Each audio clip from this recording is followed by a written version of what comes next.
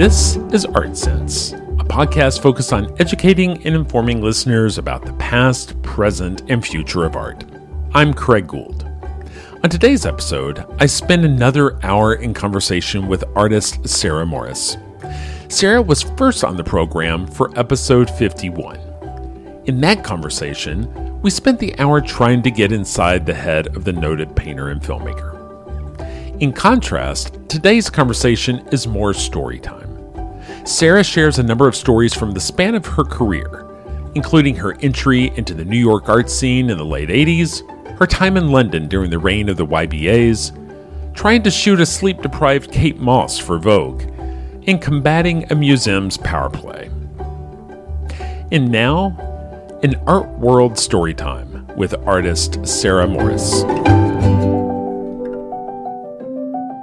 Sarah, I appreciate you being willing to get together and talk some more, because I think last time we talked, it was all trying to get inside the mind of Sarah Morris. I think we really didn't have an opportunity to really talk about some of your experiences in the art world. And so I thought it'd be neat to have you share some of that. And so maybe we should start back at the beginning. What was the New York art scene like in 1989?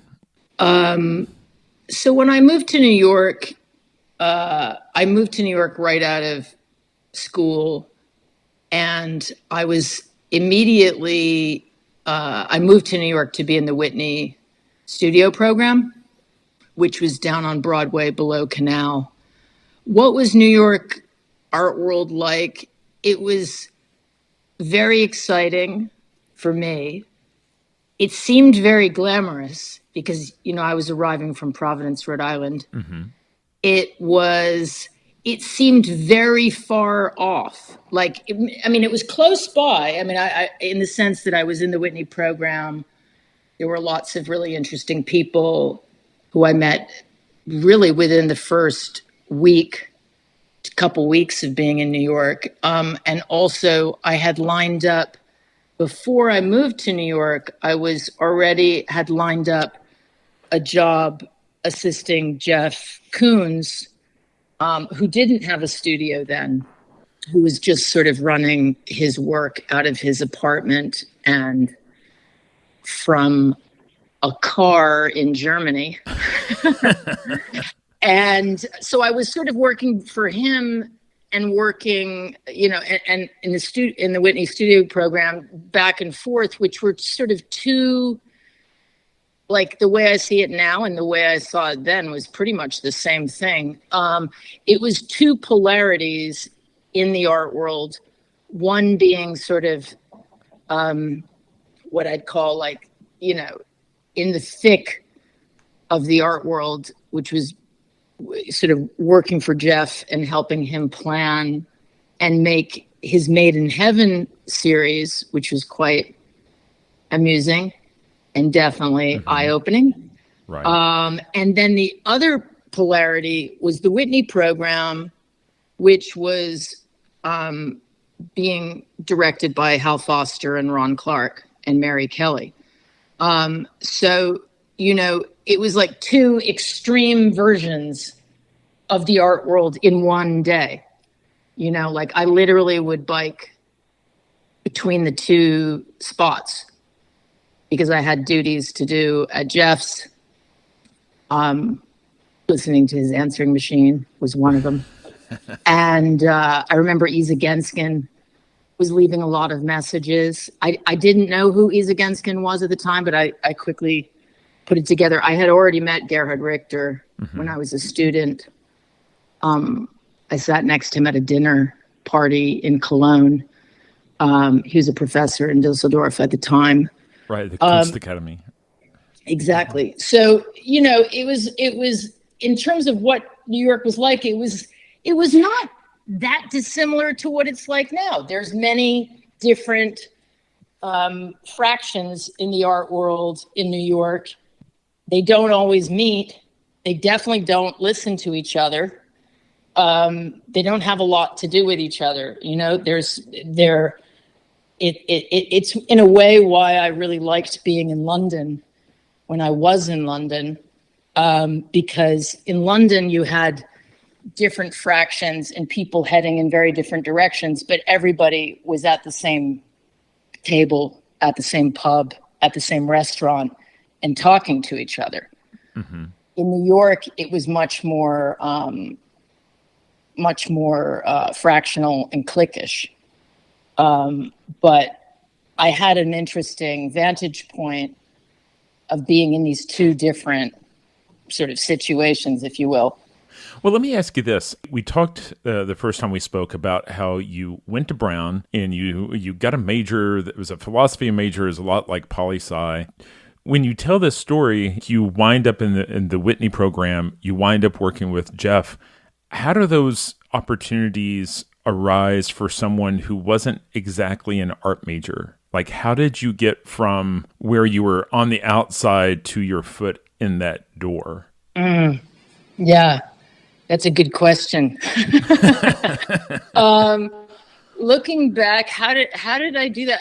Well, Brown was an interesting place to be when I was there because there were a lot of people who were much older than me who I didn't really know, but I knew by reputation.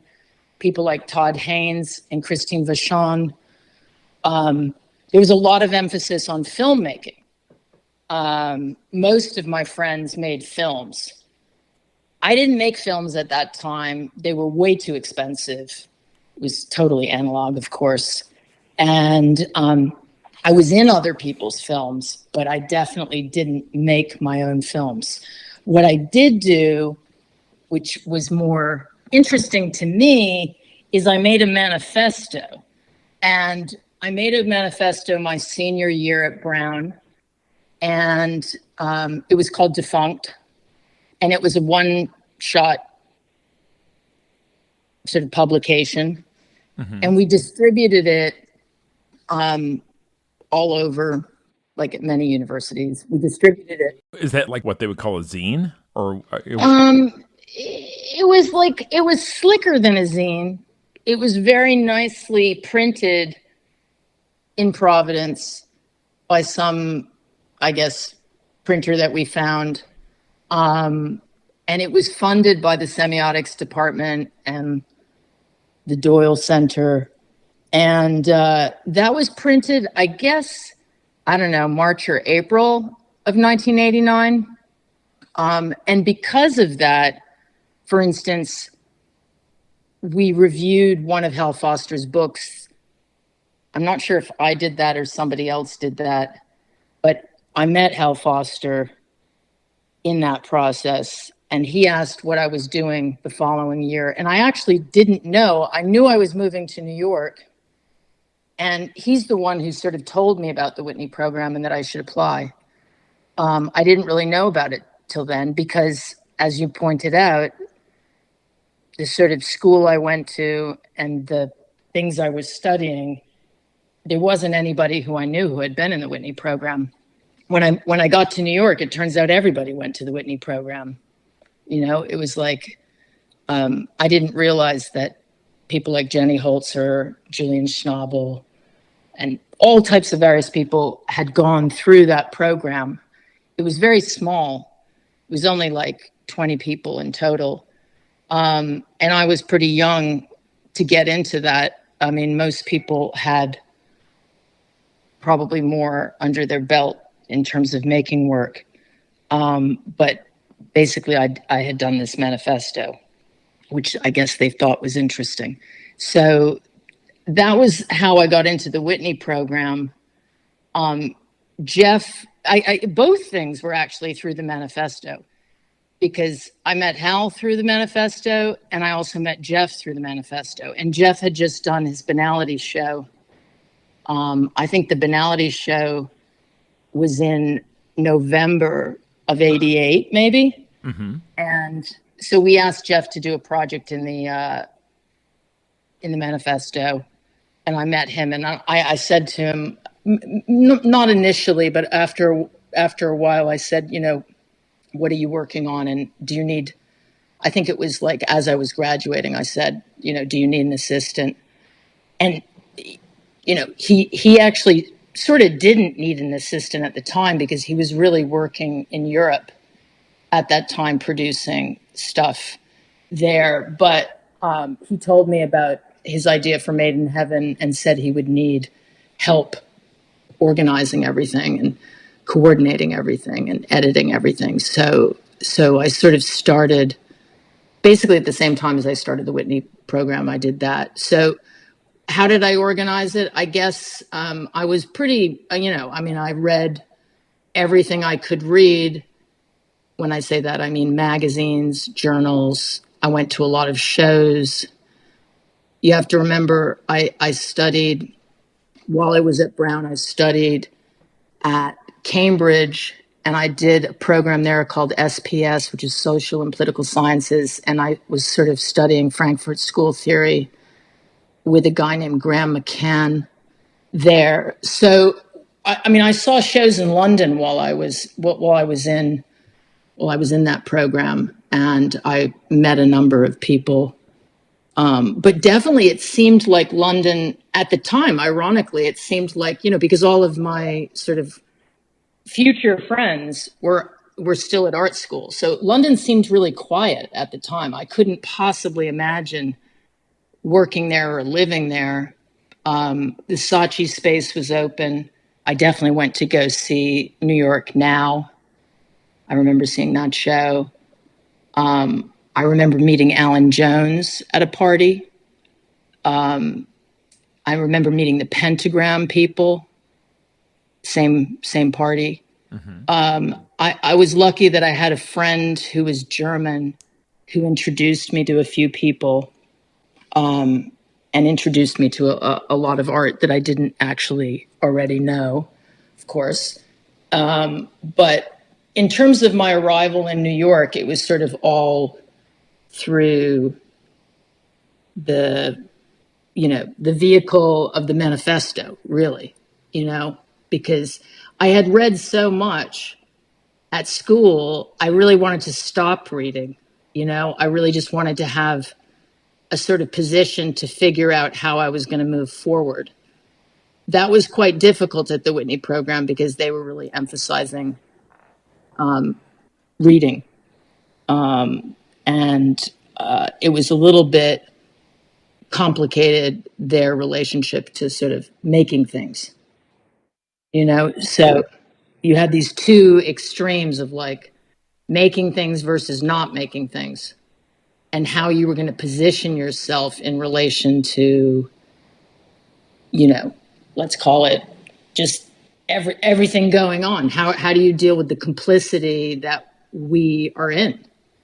So it was almost thinking versus action. I mean, do you feel like you're still working from the script, from the manifesto? I mean, has your... No, I don't feel like that, but I do feel like the problem with Frankfurt School theory, as interesting and as completely topical as it still is, like even more so with,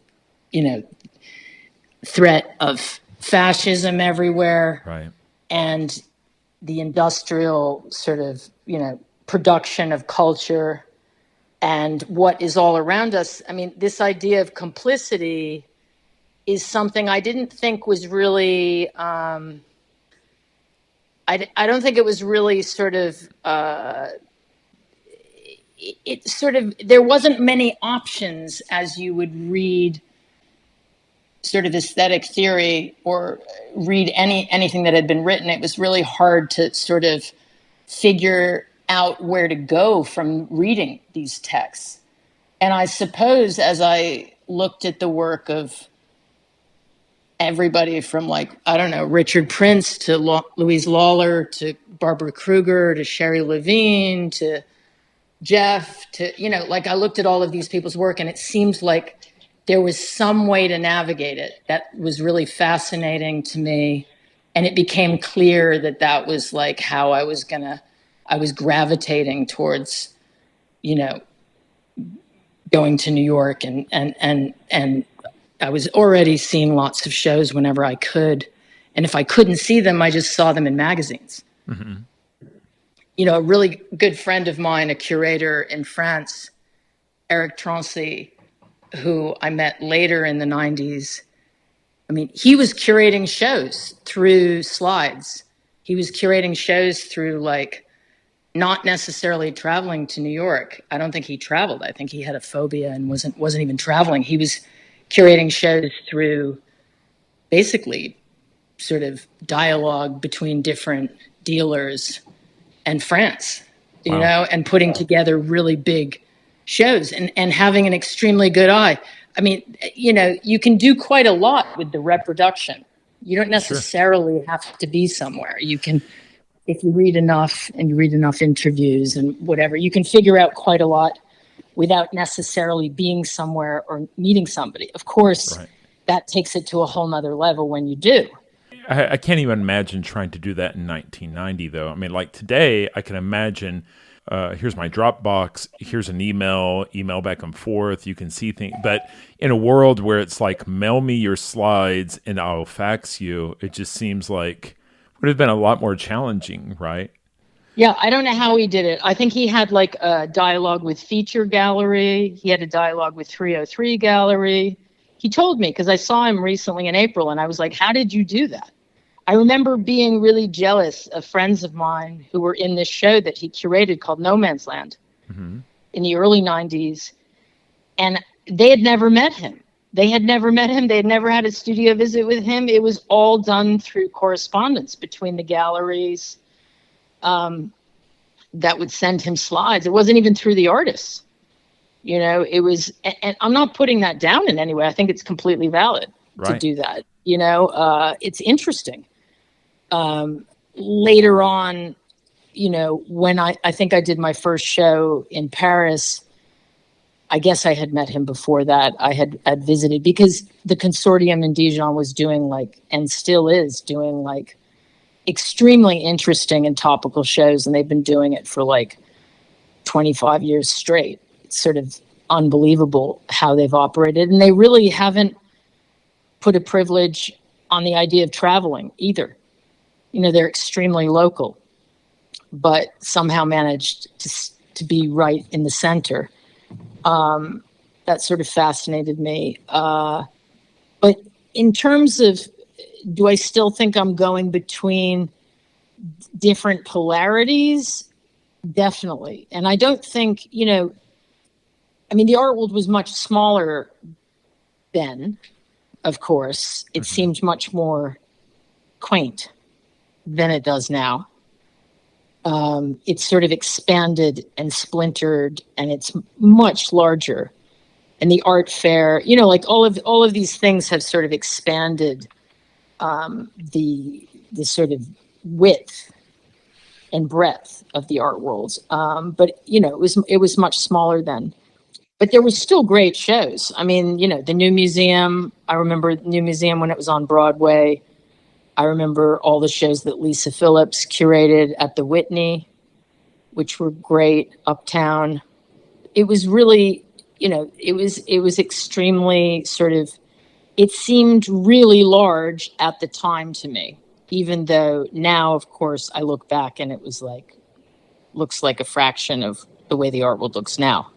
You become part of the art world. You have an entry point. You start making relationships. And so where did you start making relationships? Was it in the Whitney program, or was it just a matter of whose studio was in the same building or showing up at shows? Who did you run into, Sarah? Well, I remember meeting it was sort of all of the above. There were a lot of people who I met through Jeff. I remember meeting Rob Pruitt, who worked at Sonnabend Gallery. I remember meeting Ashley Bickerton. I remember meeting Rick Ritt and Gavin Brown. They had been in the Whitney program the year or two before me. I mean, it was a pretty small scene. You'd go to an opening and you'd meet everybody. And there was a lot, everybody worked for somebody else pretty much. And that there was sort of an economy that was sort of traceable. I remember the first proper studio I had was on 42nd Street between 7th and 8th Avenues. It was in a building that was featured in Slaves of New York. It was supposedly Andy Warhol's favorite building. Hard to believe, but anyway, I was told that. I had a studio there at 233 West 42nd. That was my first studio. And, Jack Pearson was in the building. Rita Ackerman came into the building because of me. There was Christian Marclay, I think, was on the top floor.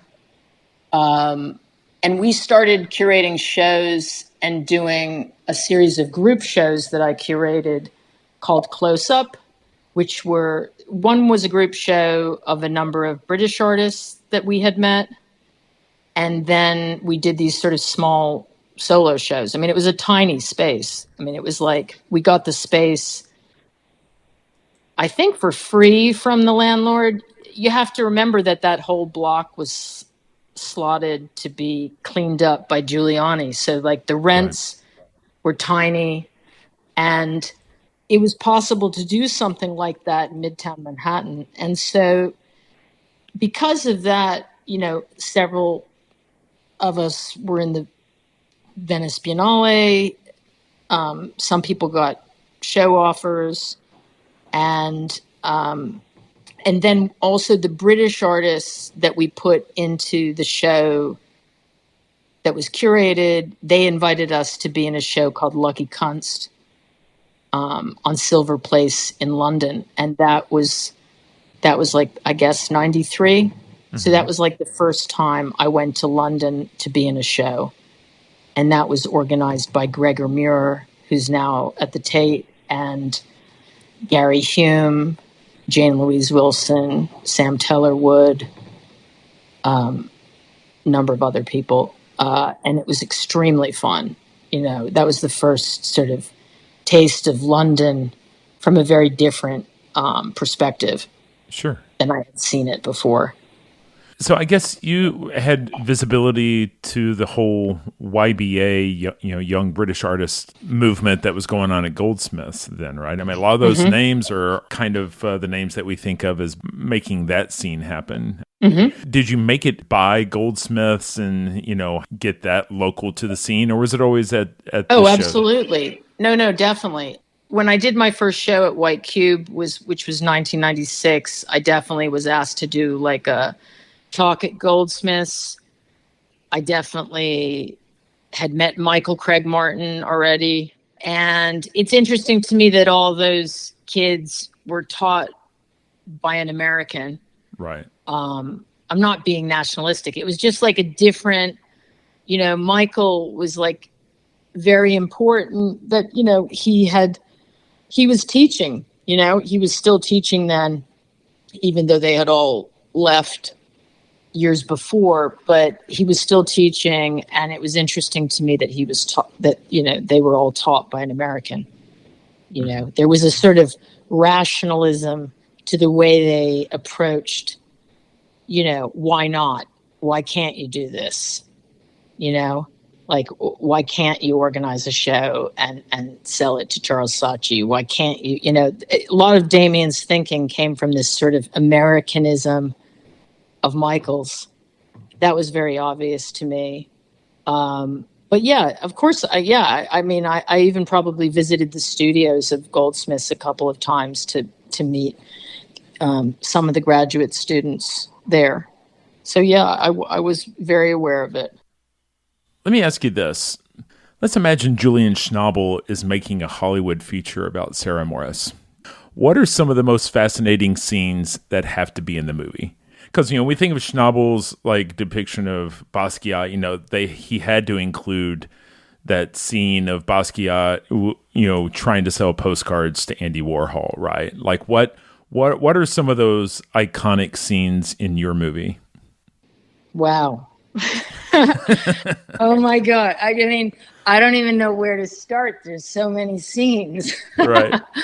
Oh boy.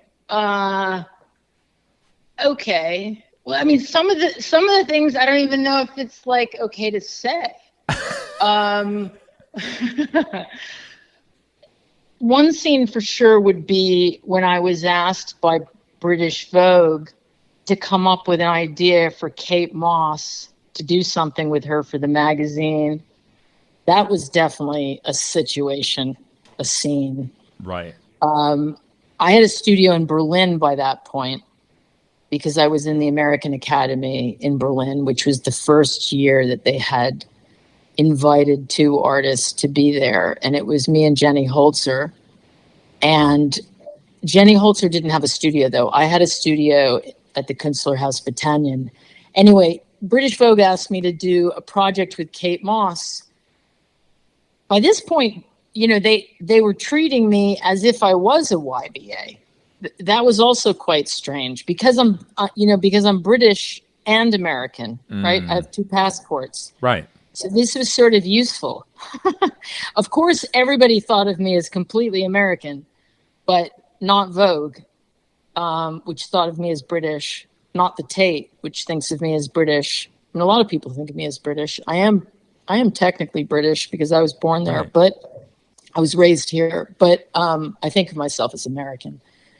But anyway, I really loved the work of Richard Hamilton, so I was really interested in really what he did with the White Album and the whole idea of packaging and industrial design. So what I proposed to do with Kate Moss is what anybody would propose to do with her, which is just like shoot the cover and shoot the May issue of the cover.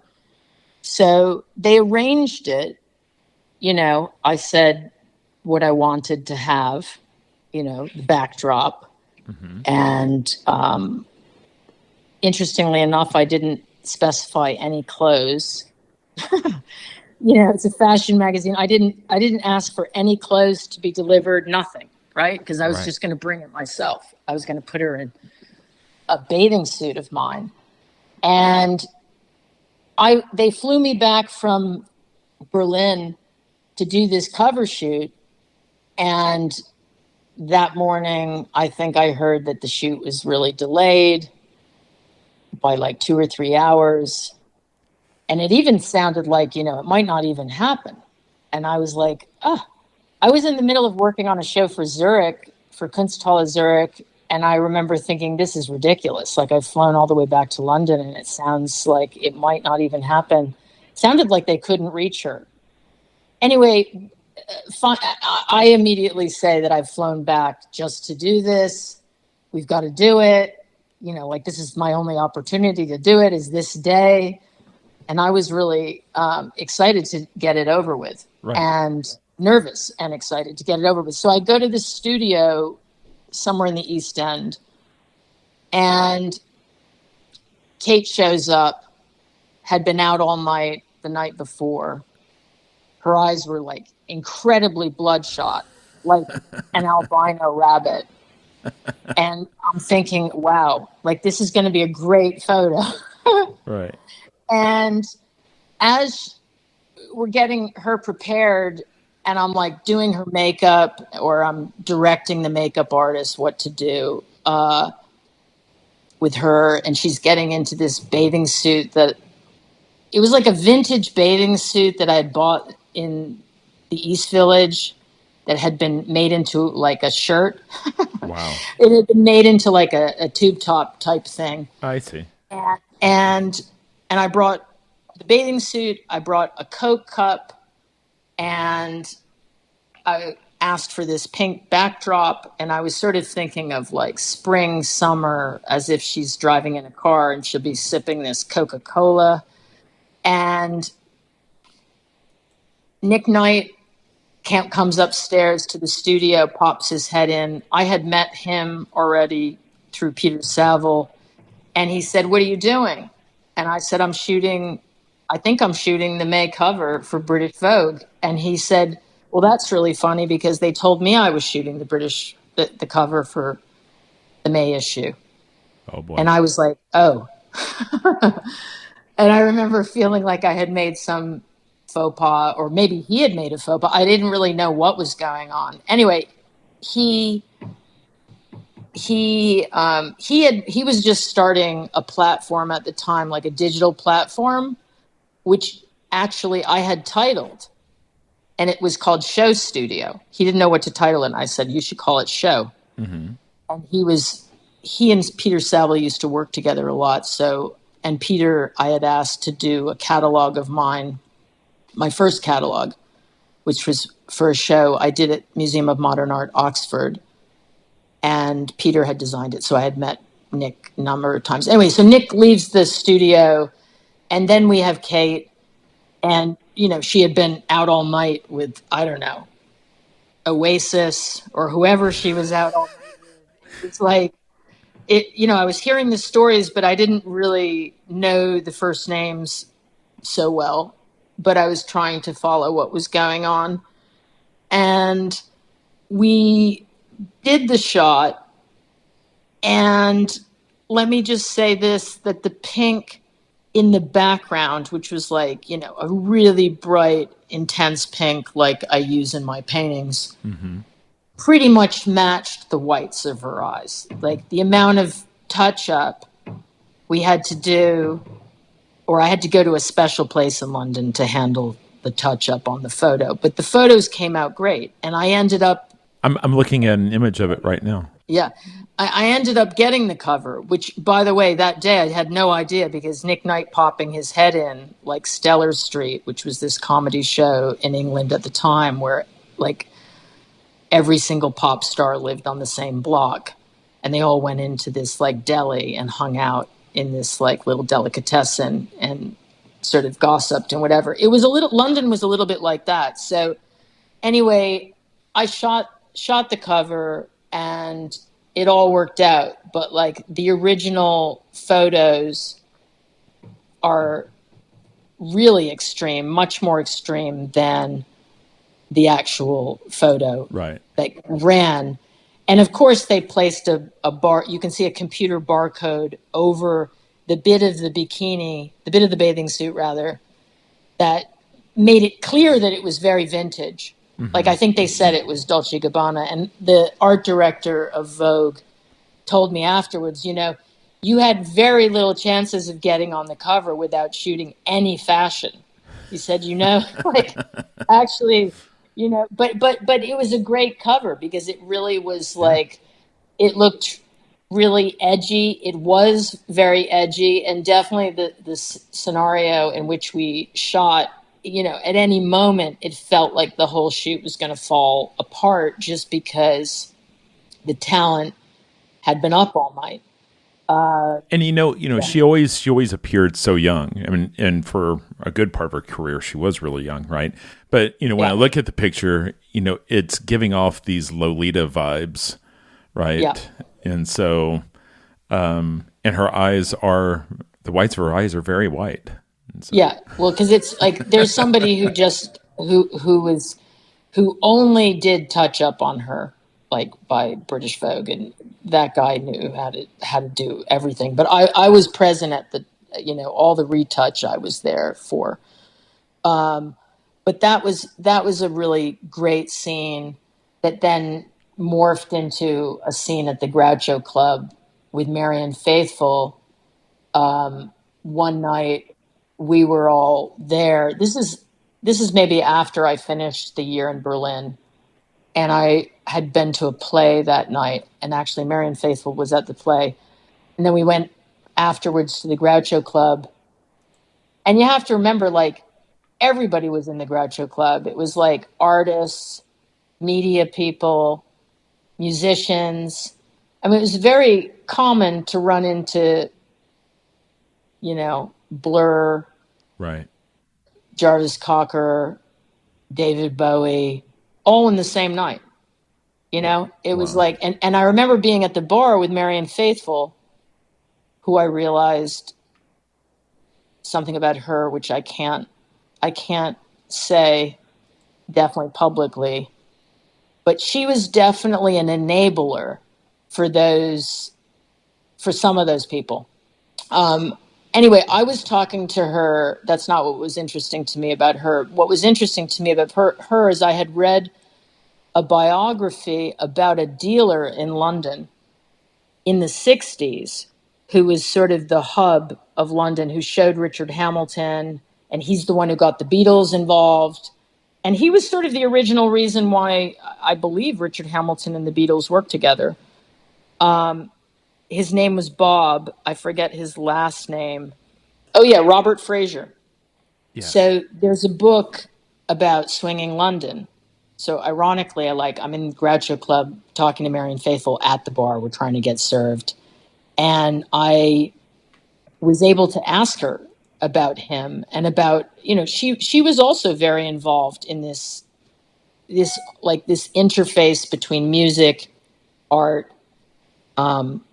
graphic design, Peter Blake, all of those people sort of converged around Robert Fraser's gallery in the late 60s. And anyway, her voice and her interview is throughout that entire book. And I that night I remember asking her about that portrait of Robert Fraser, and she said to me that I was the only person who had ever asked her about that book, and had read it. Wow. And but it's a great book, really great book if you want to understand really the beginnings of London art world, because there was a beginning, then it stopped, then it started again around the time, a little bit before the time I got to London. Yeah, I found an article here on Sotheby's site that is talking about how Richard Hamilton, Robert Fraser, Peter Blake, how those iconic Beatles albums there at the end of the 60s were, all kind of connected to the art world. And so... And London was like that then, like in the sense of, I'm just mentioning the cover of British Vogue just because that would be unheard of in America at the same time. The merging of these different fields, which seem to be far apart, which are actually socially not far apart, but theoretically they're not far apart at all. They're all the same. They're all like, it doesn't really matter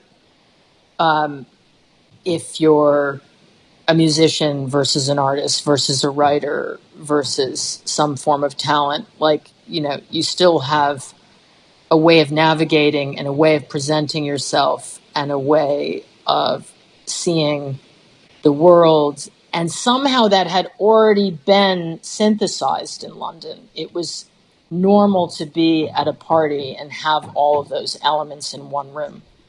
Whereas New York, it was still quite disparate, even though you would think that would already have happened in New York, especially in the 80s. But it wasn't. It didn't seem like that. It was more rarefied in New York. Had there been some of that during Studio 54, or was it just? Yeah, maybe there was some of that at one point. Maybe there was, but I'm talking about the connection of like somebody. I mean, obviously, I'm sure people did album covers, and so maybe the concept of like Madison Avenue wanting to be in collaboration with the art world, that just wasn't. Yeah, now it's sort of standard. Now it's normal to have all of these elements mixing around, and it's almost too professionalized, right? I mean, you're not necessarily being asked by, there's people who are, the art fairs have blown this out to some extent, in terms of like, every single vodka is now trying to be like Absolute Vodka. I mean, if you look back, Absolute Vodka did that campaign. That had to have been early 80s. I think so. That campaign of using artists. Oh, yeah. But anyway, bizarrely, London seemed ahead of New York, even though the ideas seem to come from New York. I wonder what that's about. Is it just the close proximity, of? I think it's the drinking. I think it's the drinking. It's the fraternization. Let's use that word. Between people and what goes on. I mean, I remember there was a guy in London in the mid-90s who had worked for John Lennon. He had been John Lennon's personal secretary. And that guy, I forget his name. I do know, I remember his name. His name is Anthony Fawcett. He used to sponsor all of the openings with Beck's beer. And the Beck's beer was the lubricant, literally, for having long, long evenings, where people would really tell you what they thought. Right. But, that wasn't necessarily going on in New York. It was more staid for a while in New York. And it was more professional, more professionalized than this sort of raucous party, everybody's on the same bus thing that was going on in London, which was a lot of fun. I mean, it was like, there was an opening every single night. There was a party going on all the time. It's pretty hard to think of like one scene. The Marianne Faithfull night was a fun night. There's so many sort of instances of, where you realize how things transpired. I mean, I did end up going and visiting Richard Hamilton's studio at one point because I curated a show for Max Hetzler in, I guess it was 98, something like that. It was called Hospital. Mm-hmm. And I asked Richard Hamilton to put his computer, because he had designed a computer, not just like aestheticized a computer. He had designed a mainframe. He had designed the software for this computer called a Diab S100 or 101 or something like that. And I went out to convince him to put this in the show. He really wanted to use like a new monitor on the computer system. But the original one was this, he had painted it with this Porsche gray paint, paint from Porsche. And he didn't see why I wanted the original. He wasn't really interested in the original, you see. Right. And I remember he was in a fight at the time with the Tate because he wanted to remake a work and they didn't want it remade. He sort of thought like that. But that was super interesting to see his studio. That was like a really important moment for me. So any other scenes that we need to make sure are in the movie? Oh, yeah. The other scene, see, a lot of the really good scenes involve some level of conflict with others. Oh. So, I mean, there would be a scene where I'm leaving the LVMH museum and shouting and telling them that I wanted to cancel. They had commissioned me to make a film. Mm-hmm. And the film, I told them right from the beginning, the film was going to be a portrait of Bernard Arnault. The film was going to be the series of corporations that he bought that somehow signified the national, like France, right? Whether it's champagne or perfume or, that basically I was going to get into all the factories and I was going to make a chain that was, the chain becomes the man. Right. Right. It was going to be like my version of like Orson Welles, Citizen Kane, right. Citizen Kane, right? And the curator at the time had said that's a fantastic idea, but I can't help you. And I was like, I don't understand. What do you mean you can't help me? You work with these people, like I was puzzled. And she said, yeah, but politically, it's like too complicated. Like you're going to be on your own. And I was like, okay, that's very strange. Right. You've told me I could do whatever I want. I'm doing this idea. Like it could be much easier if you help me. Anyway, it turns out I had to go about it all on my own.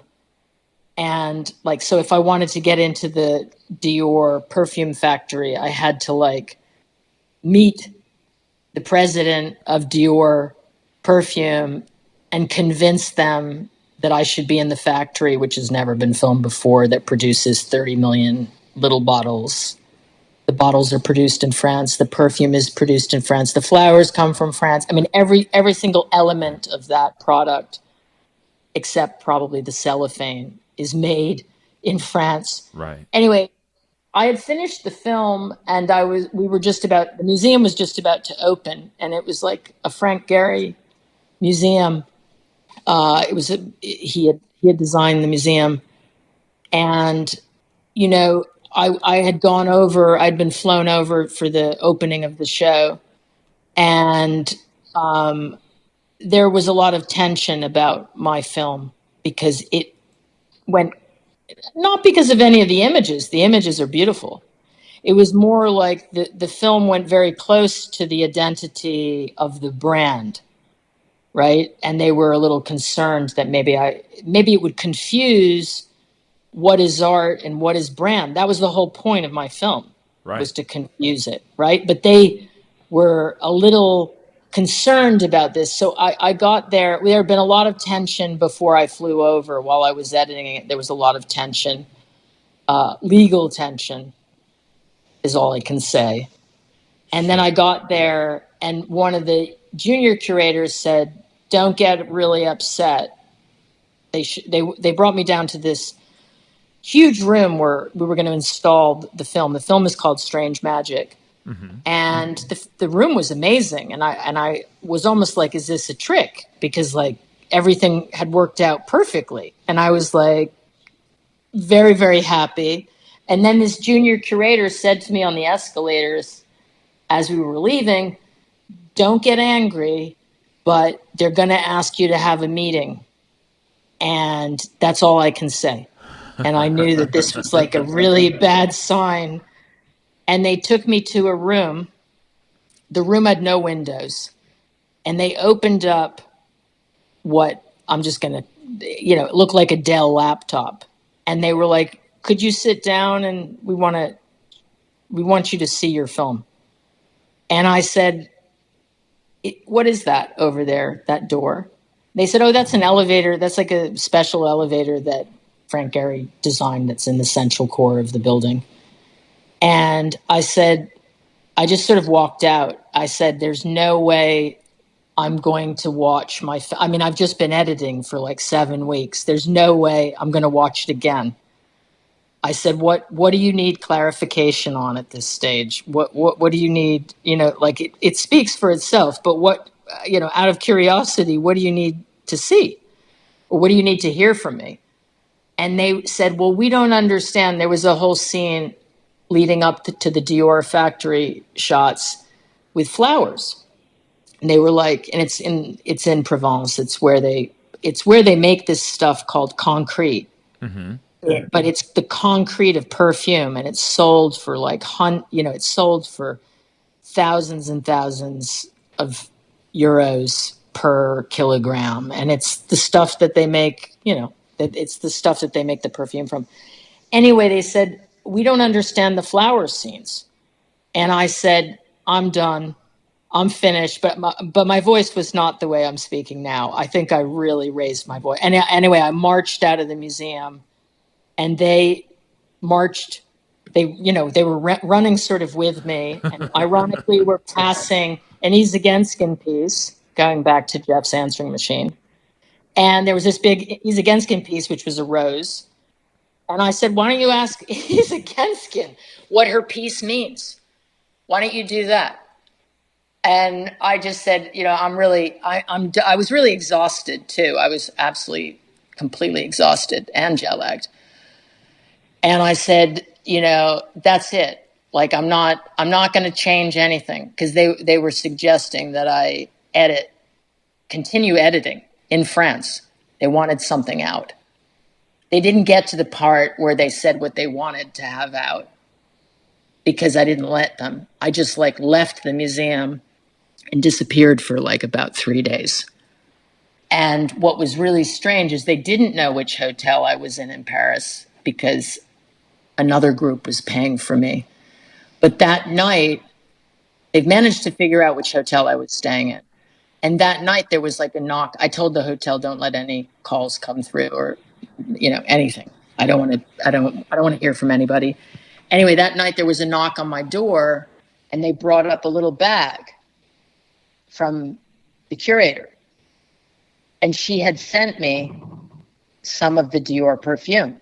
So it was almost like an ironic, winky ticky-tack of like, I mean, she understood what it was. I mean, they completely understood it. It was all like a ruse to make me explain the film.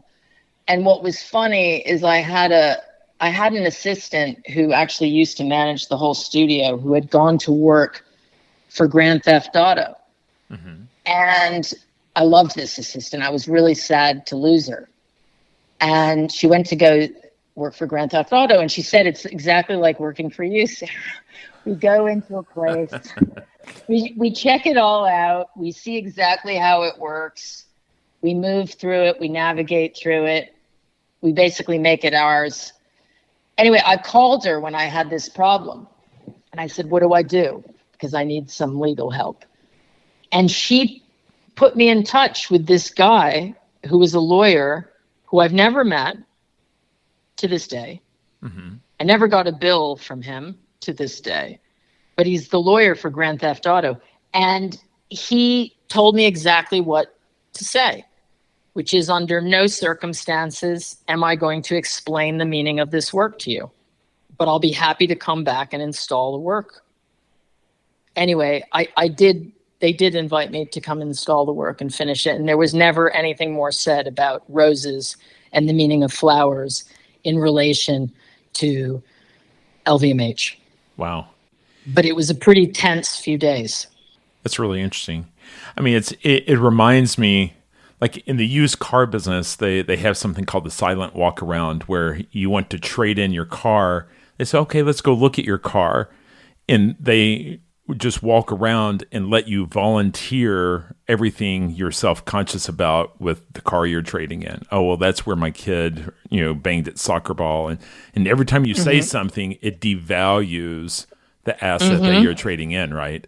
And so it's like they were inviting you to give them some opening to say, well, you yourself said this is what it is, and we don't agree with that, right? And so, well, their whole thing was like, what do these brands have to do with the museum?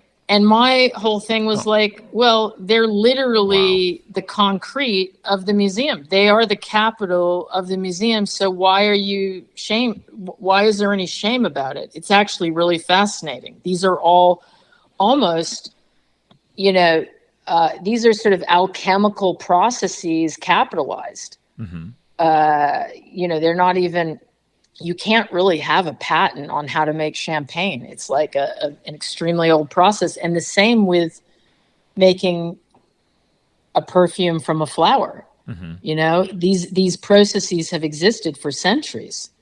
But there was almost this slight farcical, like steroidic farcical sort of conversation about what is the meaning of this, and I just wasn't going to get sucked into it. And I was really exhausted.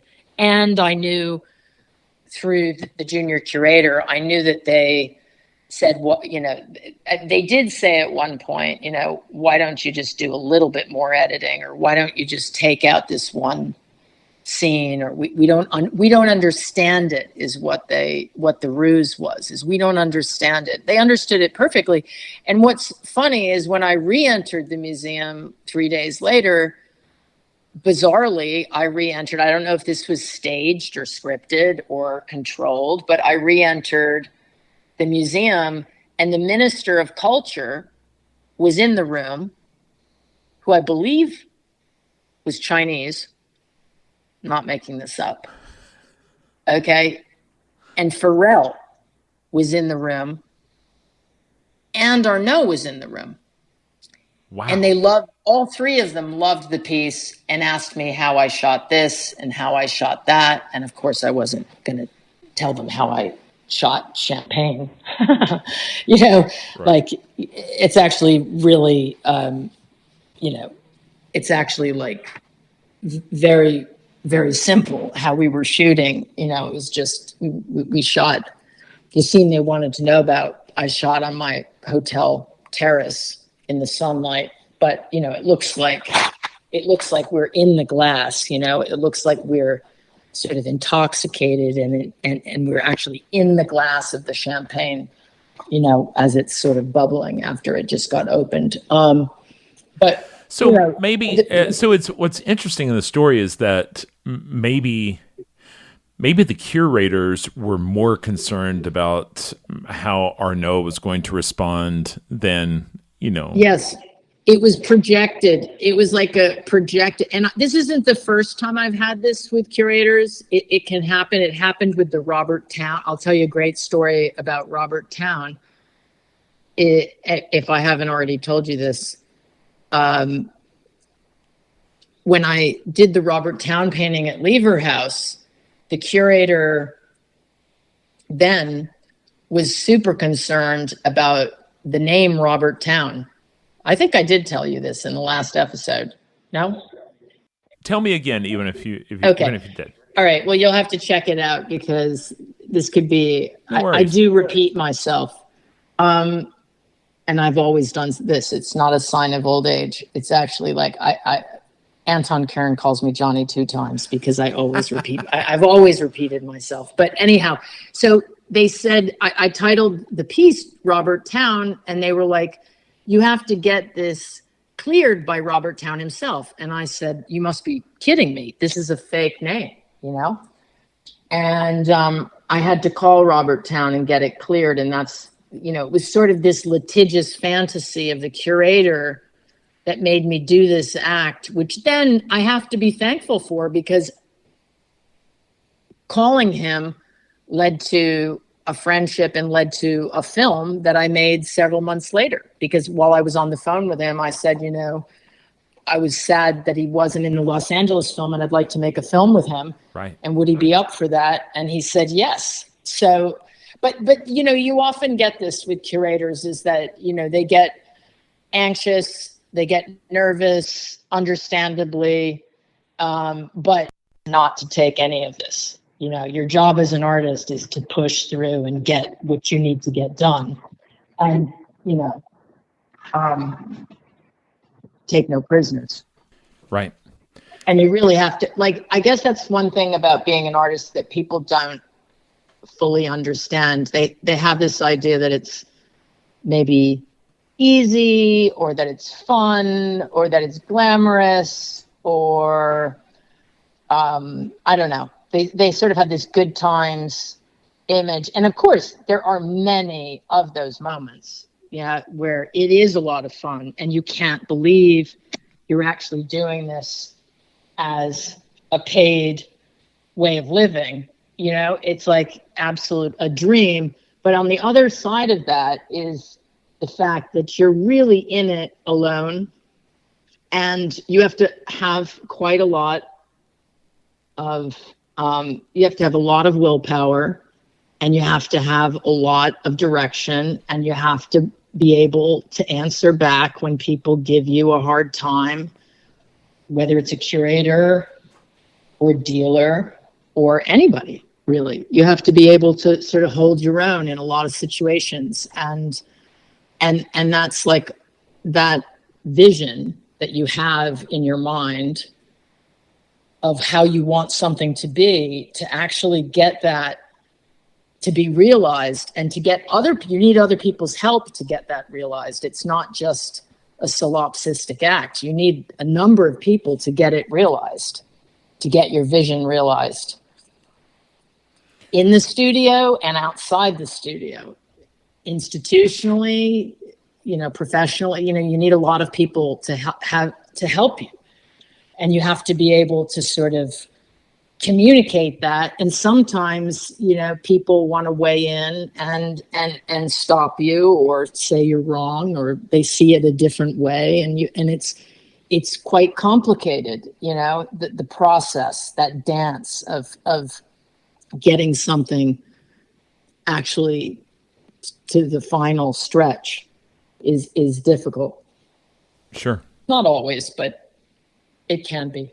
I was talking to somebody recently about what determines success in the art world and what's most important. And doing good work kind of goes without saying, but pushback was that, being talented in doing good work a lot of times isn't enough in the art world, in that there are other things at play.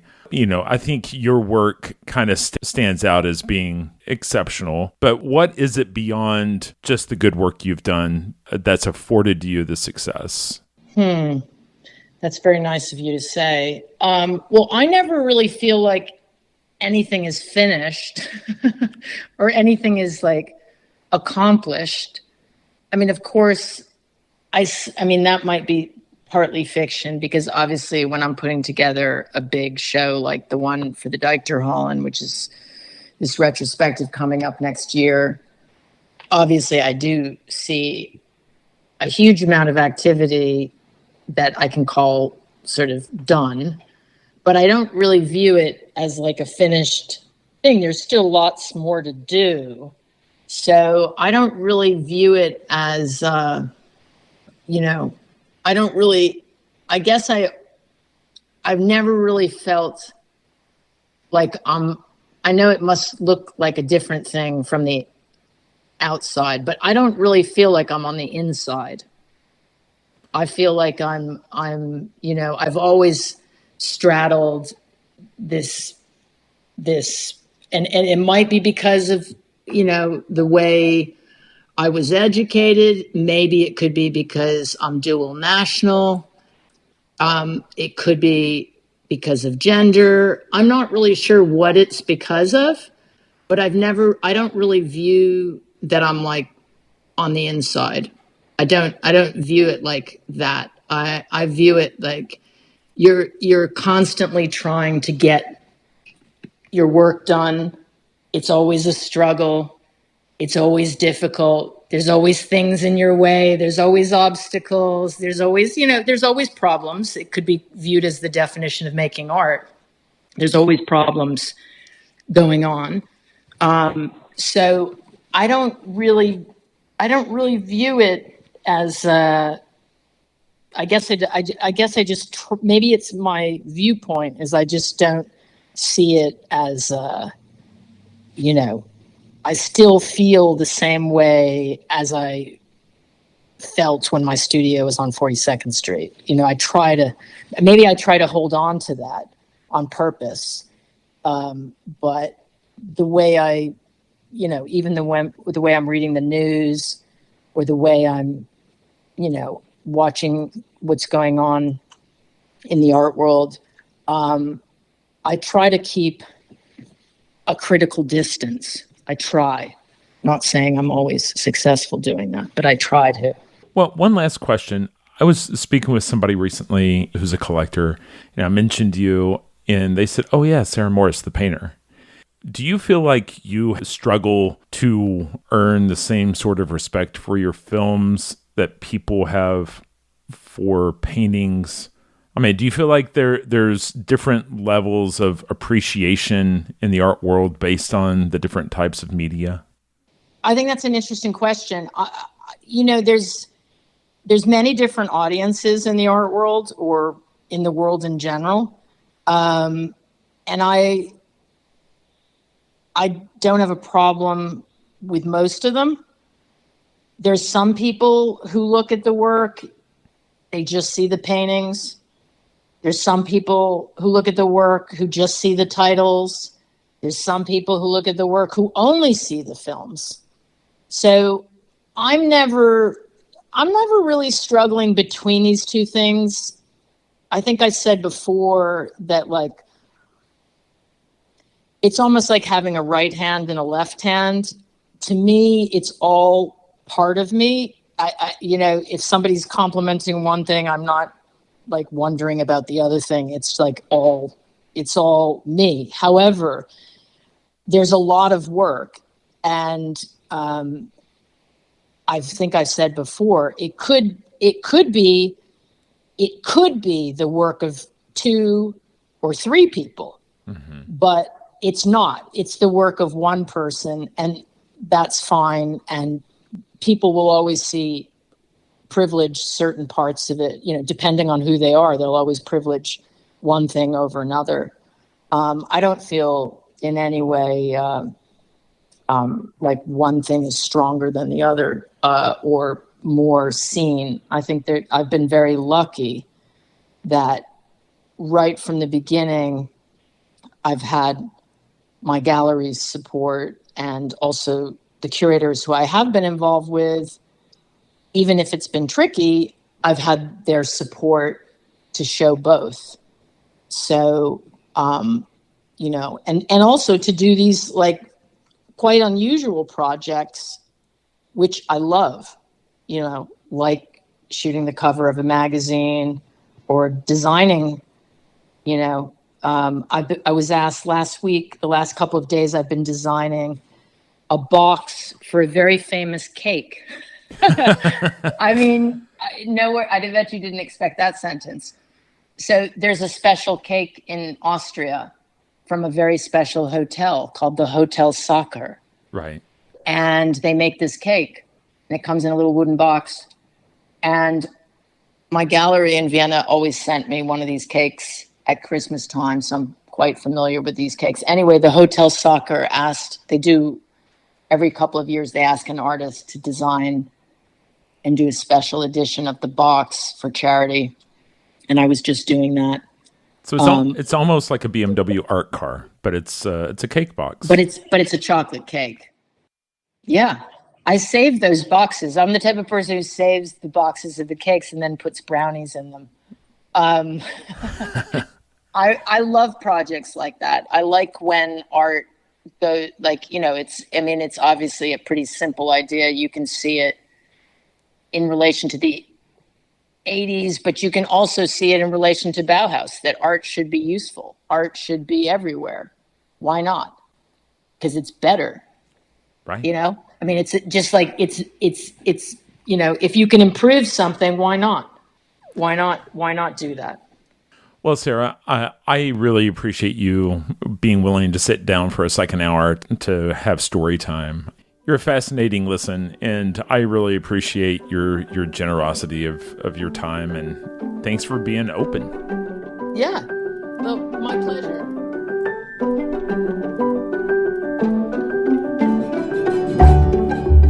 That's all the time we have for this week. You've been listening to Art Sense. You can find the show on Apple Podcasts, iTunes, Google Play, Stitcher Radio, Spotify, or your favorite podcast app. If you've enjoyed this podcast, be sure to subscribe. And while you're there, please rate the show and leave a quick review. Your feedback is the key to other folks finding us. And if you'd like to see images related to the conversation, read the transcript, and find other bonus features, you can go to Cambia.art and click on the podcast tab. If you'd like to reach out to me, you can email me at craig@cambia.art. Thanks for listening.